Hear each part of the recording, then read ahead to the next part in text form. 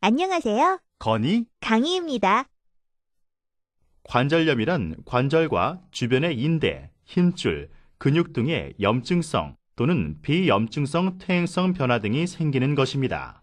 관절염을 일으키는 원인은 여러 가지가 있으나 관절의 연골이 갈라지거나 닳아 없어지면서 엷은 조각으로 벗겨지는 등 관절의 국소적인 퇴행성 변화로 인해 발생하는 것이 가장 흔한데 이것이 바로 퇴행성 관절염입니다. 40세 이전의 발생은 드물고 40대 이후부터 발생이 증가합니다. 나이가 많아질수록 여성에게서 더 많이 발생하고 더 심하게 증상이 나타납니다. 한 연구에 의하면 방사선 촬영 결과 65세 이상의 경우 30에서 60%, 75세 이상에서는 80%에서 퇴행성 관절염이 발견될 정도로 나이가 들수록 발생이 크게 증가합니다. 노령화가 급속하게 진행되고 있는 우리나라의 경우 퇴행성 관절염은 예방과 관리가 매우 중요한 만성 질환 중 하나입니다.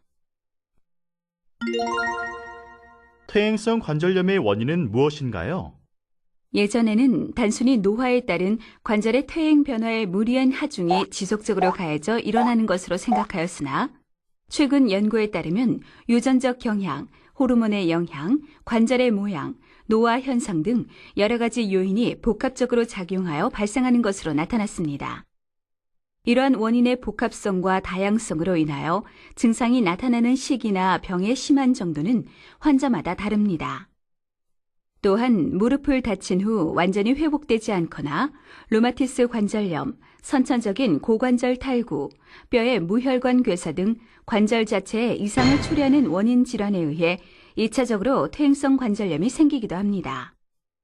특히 비만의 경우에는 체중의 증가로 관절이 받는 부담이 크게 증가되어 퇴행성 관절염이 잘 발생할 수 있습니다. 퇴행성 관절염에는 어떤 증상들이 있나요? 대표적인 증상으로는 통증과 관절 운동에 제한이 있습니다. 이러한 증상은 불규칙하게 나타날 수도 있고 특히 오랫동안 의자나 자동차 좌석에 앉은 후 주로 발생합니다. 운동할 때 무릎에서 서걱서걱하는 마찰음이 들리기도 하고 통증이 발생하기도 하며 무릎 관절 연골의 퇴행성 변화로 인하여 다리가 안쪽으로 휘어지는 변형이 올 수 있습니다. 계단 오르내리기도 힘들어지고 심한 경우 보행장애가 올 수도 있습니다. 방사선 검사에서 관절염이 가장 많이 나타나는 곳은 손가락 끝 관절이고 그 다음 슬관절, 고관절 순으로 흔히 발생합니다. 손가락 관절염은 증상이 없는 경우가 많으나 슬관절, 고관절에 관절염이 발생한 경우에는 대개는 증상이 잘 나타납니다. 관절염 초기에는 관절 연골이 손상되고 점차 병이 진행되면서 뼈의 손상 및 변화를 초래합니다.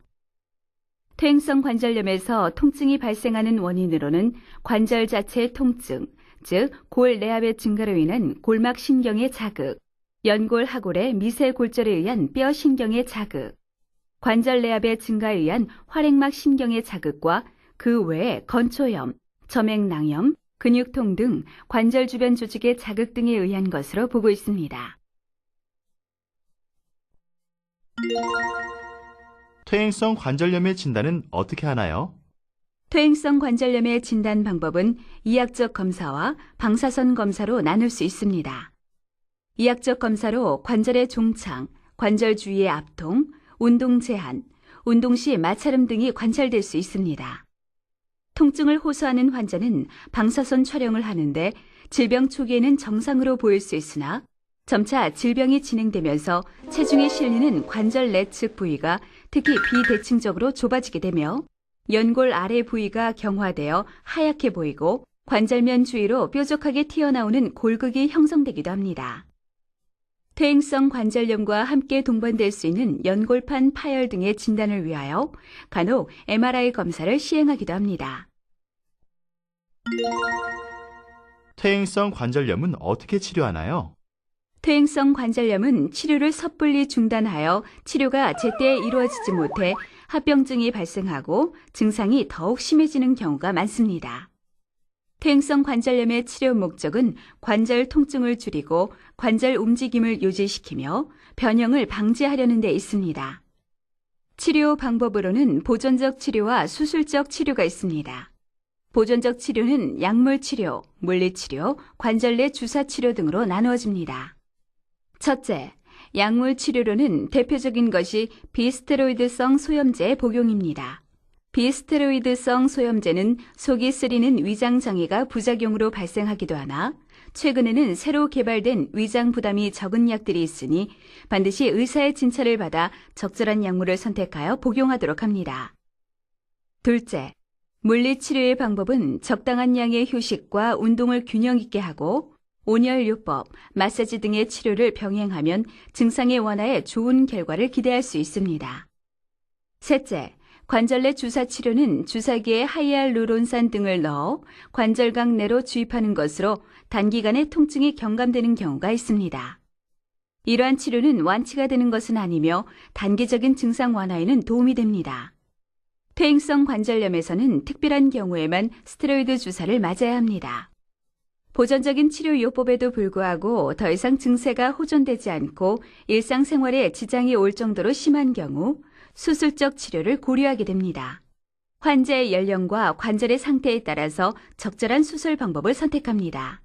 수술적인 치료에는 인공관절 치환술, 관절 내시경 수술, 연골세포 이식술 등이 있고 그 외에 절골술이 있습니다. 수술적인 치료법에 대해서 알아보면 첫째, 인공관절 치환술은 증상이 심하거나 변형이 심한 환자에서 실시합니다.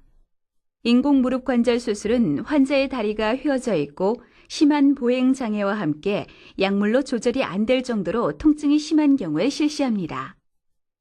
둘째, 관절 내시경 수술은 관절 변형이나 관절의 불안정성이 적으며 국소적 병변이 있는 경우 실시합니다. 비교적 수술이 간단하고 수술 후 회복이 빠르고 재활 기간도 짧은 장점이 있습니다. 셋째, 연골세포 이식술은 자신의 연골세포를 조금 떼어내어 체외에서 배양하여 관절에 이식하는 방법입니다.